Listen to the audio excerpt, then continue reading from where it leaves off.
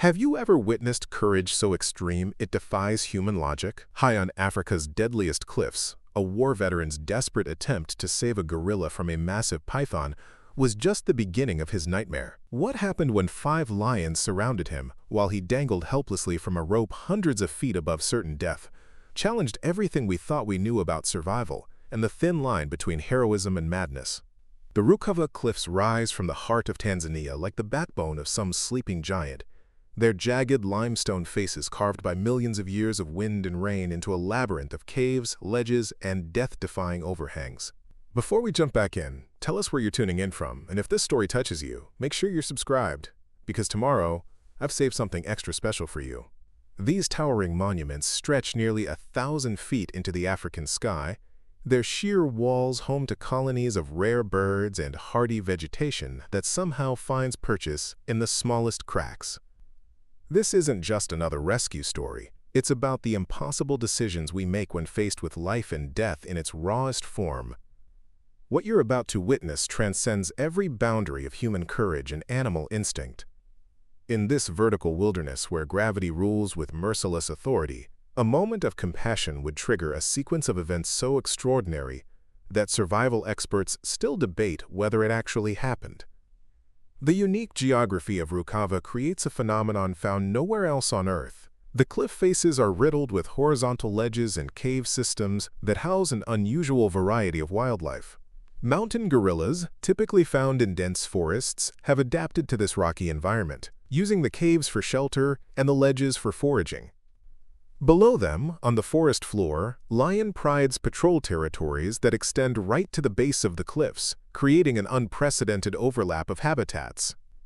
This remote corner of East Africa remains largely untouched by human civilization, accessible only to the most experienced climbers willing to risk everything. The cliffs themselves are notorious among mountaineers, a graveyard of broken ropes where one wrong move means certain death. On this particular morning, the ancient stones seemed to hold their breath as if anticipating the drama about to unfold. What began as a peaceful dawn would transform into a nightmare scenario, where the laws of physics, predatory instincts, and human endurance would collide in ways that challenged the very definition of survival in this cathedral of stone and sky. Hey, Jacob "Tank" Morrison had seen enough war to last 3 lifetimes. The 45-year-old former Special Forces operative carried himself with the quiet confidence of someone who had stared death in the face and walked away multiple times. His weathered hands, scarred from countless missions in Afghanistan and Iraq, now gripped climbing rope instead of weapons. But the same precision and calculated risk assessment that kept him alive in combat served him well on the world's most dangerous cliff faces. Tank's transition from military life to extreme wildlife photography hadn't been easy. The nightmares from his tours of duty had nearly broken him, driving him to seek solace in the most remote corners of the world where the only sounds were wind, his own breathing, and the call of wild creatures. Photography became his therapy, and the more dangerous the shot, the more alive he felt. Standing 6 feet 2 inches with arms that spoke of years spent hauling equipment up vertical rock faces, Tank possessed an unusual combination of brute strength and delicate precision.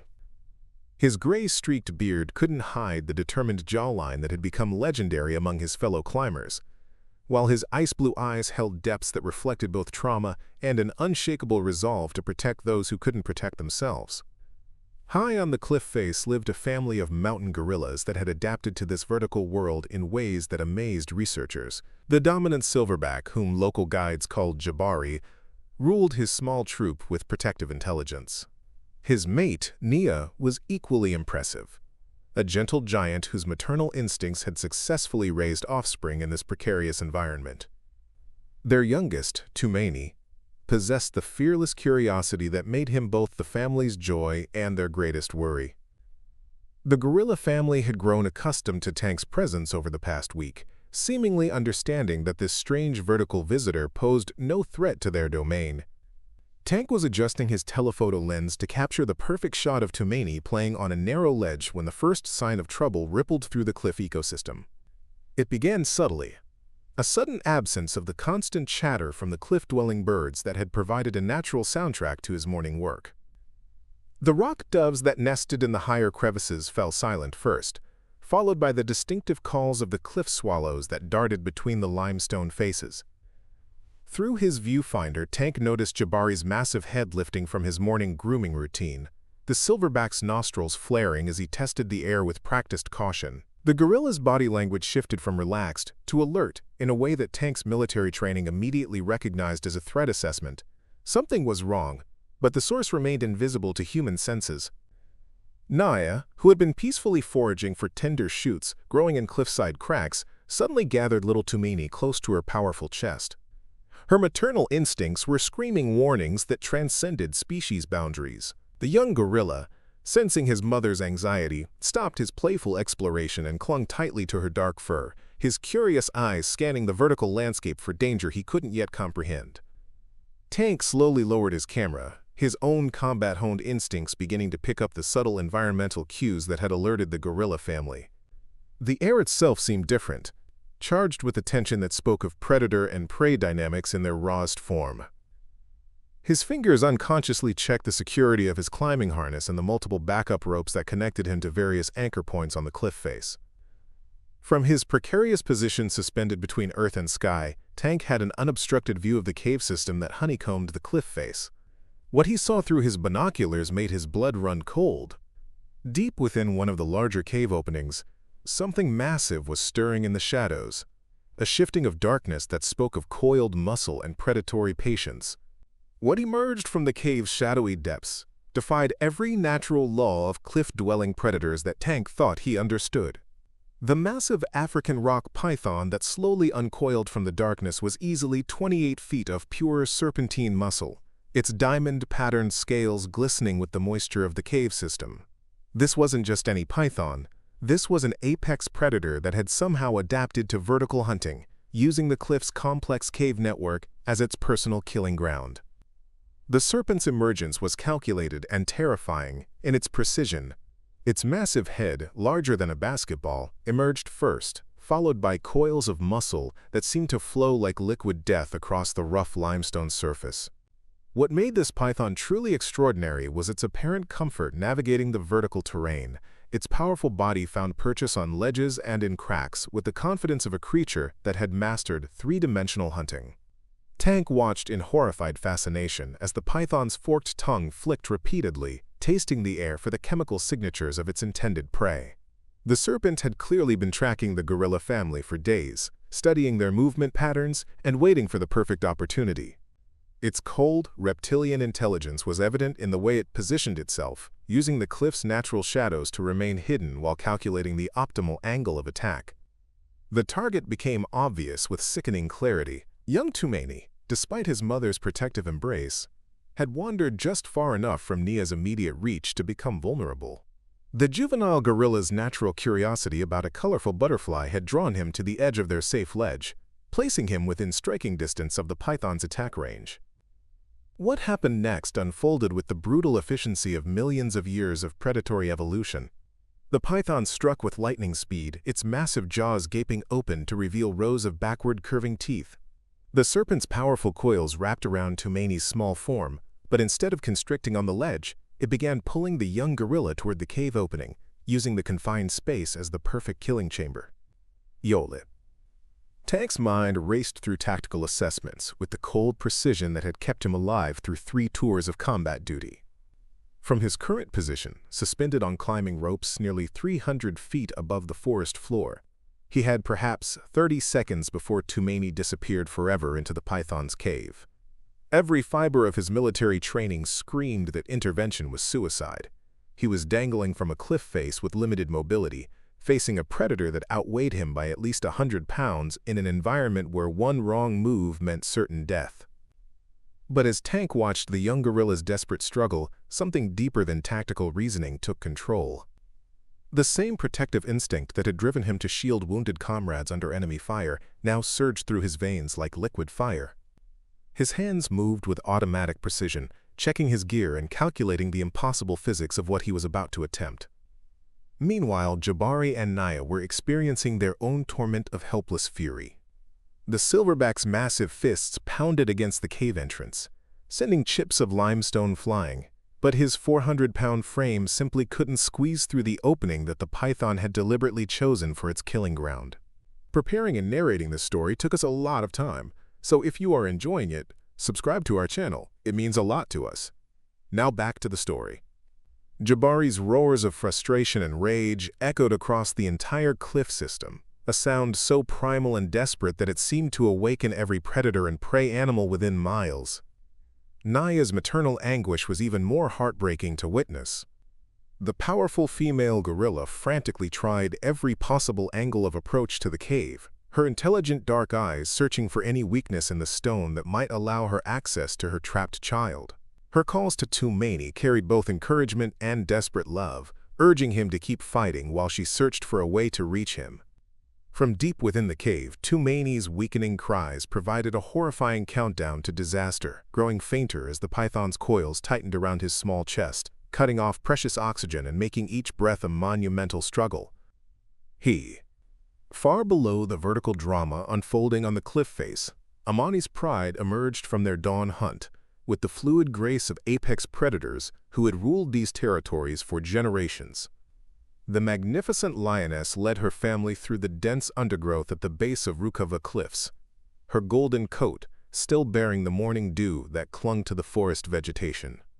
Behind her followed 4 other members of her pride, 2 powerful males, Kazi and Django, and 2 younger females, Zuberi and Asha, all moving with the coordinated precision that made them one of the most successful hunting units in the region.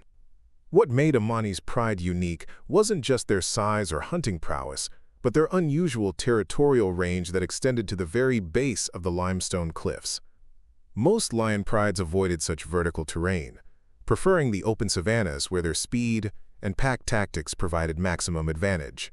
But this family had adapted to hunting in the mixed terrain where forest met stone, developing strategies that allowed them to take down prey that sought refuge in the cliff's lower caves and crevices. The pride's morning hunt had been unsuccessful, and hunger was beginning to drive them toward more desperate measures. Kessi, the larger of the 2 males, lifted his massive head to test the wind for scent trails that might lead to their next meal. His dark mane caught the early sunlight as he methodically analyzed the complex mixture of aromas that drifted down from the cliff ecosystem above. What reached the lion's sensitive noses was a cocktail of scents that immediately triggered their predatory instincts. The musk of mountain gorillas mixed with the distinctive chemical signature of python, creating an olfactory narrative that spoke of struggle, fear, and opportunity. But there was something else in the air, the human scent of Tank's presence high above, alien and intriguing to creatures who rarely encountered his species in their domain. The stage was being set for an encounter that would challenge every natural law of predator, prey, and survival. Tank's leap from his secure anchor point was a controlled fall that defied every survival instinct screaming in his brain. The veteran pushed off from the cliff face with calculated force, beginning a pendulum swing across the vertical limestone wall that would either save Tumaini's life or end his own. His rappelling equipment sang with tension as the dynamic rope stretched under the extreme forces of his lateral movement, the specialized gear pushed to its absolute limits. The physics of his descent were terrifyingly precise. Tank had calculated that he needed to build enough momentum to swing across 50 feet of sheer cliff face, while simultaneously controlling his drop rate to arrive at the cave entrance with enough speed to surprise the python, but not so much that he couldn't stop himself from plummeting into the abyss. One miscalculation would send him either crashing into the limestone wall or falling to certain death on the rocks below. As Tank's pendulum swing carried him across the cliff face, his military training took complete control of his actions.